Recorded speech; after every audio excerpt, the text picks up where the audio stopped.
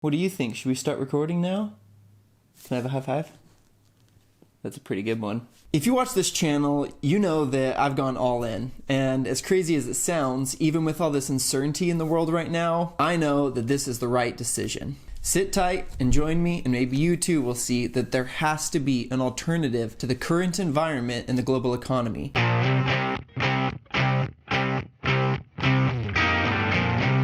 Welcome to DeFi Now. I'm Josh Cross here with my DeFi dog, Steve Irwin. As you can see, we've made some changes to our studio in preparation for all the massive plans we have in motion. If you're new here, don't forget to click the subscribe and bell buttons or smash them if that's your style, and let's jump in. I know that while Bitcoin is seen as just an experiment, the real experiment is what's going on in the traditional finance sector right now. The real experiment is the Federal Reserve and other central banks printing trillions of dollars to artificially prop up markets. The real experiment are the negative interest rates other central banks have already adopted and the Federal Reserve will inevitably be forced to adopt. Can you imagine depositing your savings into a bank and then paying them to store it for you? Or the reverse of that, getting paid to take out a loan from a bank? While I'd love to get paid to take out a loan, the idea of paying the bank to store my money, that's less exciting. But we're not exactly going back to a cash society, so as these monetary policies become less and less effective, they will have no choice but to push them into overdrive. Right now, the stock market is being propped up disproportionately by big tech companies, and the bond market is being held up by the Federal Reserve purchasing bad bonds that nobody else wants. There's a record $4.6 trillion sitting in the sidelines in money markets, just waiting for the uncertainty to pass before it floods in.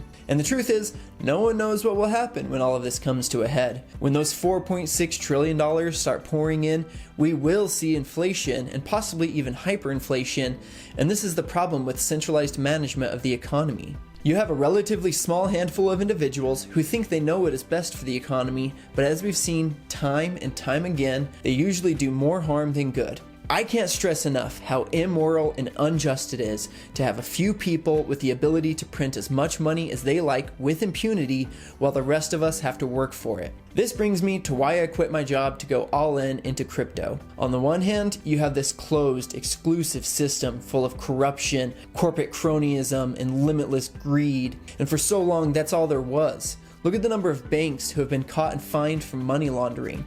They don't even bother hiding it. They seriously budget for the fines they will get, knowing the profits they will make from laundering the money will exceed the fines. Then when they get into real financial trouble, they get bailed out. It is impossible to overstate how broken this is. How can Bank of America have paid over $76 billion in fines just since the last financial crisis and still be in business? If you can find a rational reason, please, I'd love to know. But now, on the other hand, we have a new system where an open platform can be built that levels the playing field and doesn't allow any one group to have power over others. Think about it like a farmer's market. You walk around and you buy only from those whose products that you actually want and whose business practices you actually agree with. This creates an incentive for the businesses running the stalls to create quality products. If one of them gets caught doing shady things, they'll get fewer customers in the future. This just isn't the case with finance as it is because all major banks are doing shady things. Just as you have the choice to browse the stalls and only purchase from those you would like to support, with decentralized finance, we have decentralized lending, insurance, and more. And only the platforms with solid foundations that contribute to a better system overall will become widely adopted. While it is still very much in the early days, those who adopt it first will receive the highest reward. Those who bought Bitcoin years ago and held on to it have been massively rewarded for their risk, and those who learn to understand and use DeFi will get a competitive edge over those unable or unwilling to adapt. While I am not a financial advisor and this isn't financial advice, I do avidly believe that the best investment you can make is in yourself. There is no better investment than in your own education, and there's no risk in learning. And I don't mean going hundreds of thousands of dollars into debt to a university that may not even benefit you. I think there's a growing understanding that college doesn't give you that edge that it used to. Those who get the most rewards today are those who find a competitive advantage, and that's what I'm offering here at DeFi Now. I'm taking the lessons that I've gained from 2.5 years of learning the hard way and condensing them into a more easily digestible format while maintaining the big picture. I know it's not for everyone. If you're more comfortable sitting on the sidelines and hoping our leaders will solve the problems that we face, then maybe this isn't for you. But if you're the type of person who is sick and tired of pushing this boulder uphill your whole life while seeing others fly the boulder to the top with a helicopter they bought with money they printed, then maybe this is for you. And if you're like me and you see the issues we're facing and you think there has got to be a better way, then I encourage you to join me in this journey.